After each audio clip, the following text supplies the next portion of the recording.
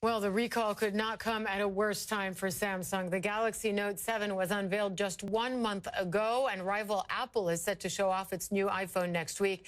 Alex Fitzpatrick is a deputy tech editor at Time Magazine. Hi, Alex. Thanks for being with us. All right, so we're talking about 2.5 million sold, but only a very small number of phones with reported problems. Why did they take such a drastic step? Well, I think they took a drastic step in terms of protecting customer safety. As you saw those images there, you don't want your phone. Your phone is something that you carry around with you, pretty close to your body usually.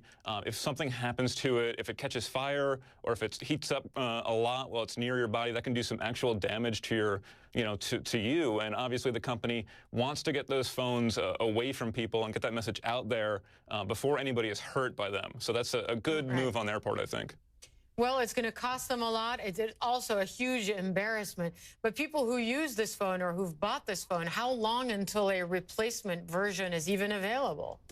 Samsung has said they're going to try to get the recall models out there within the next few weeks. However, they have sold millions of these phones, so it's going to be sort of a difficult haul for them to do that. Meanwhile, some of the wireless carriers have said that they're accepting returns. So if you've bought a Note 7, you can go back to your Verizon store or AT&T store and say, hey, I don't really feel comfortable carrying this around, and I want to get rid of it and get something else.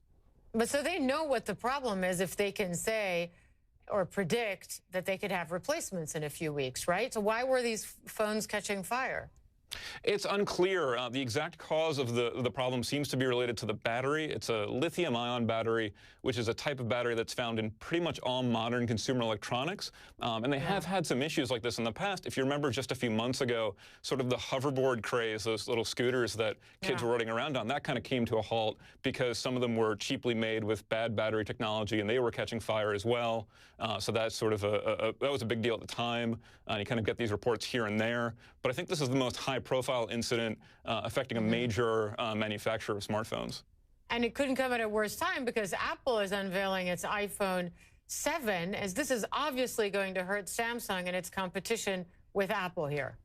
That's right. And, the Note 7 was getting it was getting praised by technology reviewers. I really liked it. Some other people at the office really liked it. Other technology reviewers love it.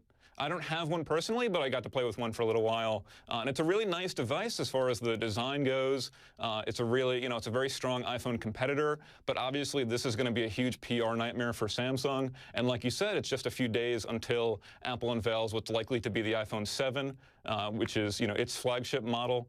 So this is just really bad timing on Samsung's part, especially as it was just emerging as a really strong competitor to Apple. Samsung really makes some of the best Android smartphones out there, the best phones that go toe-to-toe with the iPhone.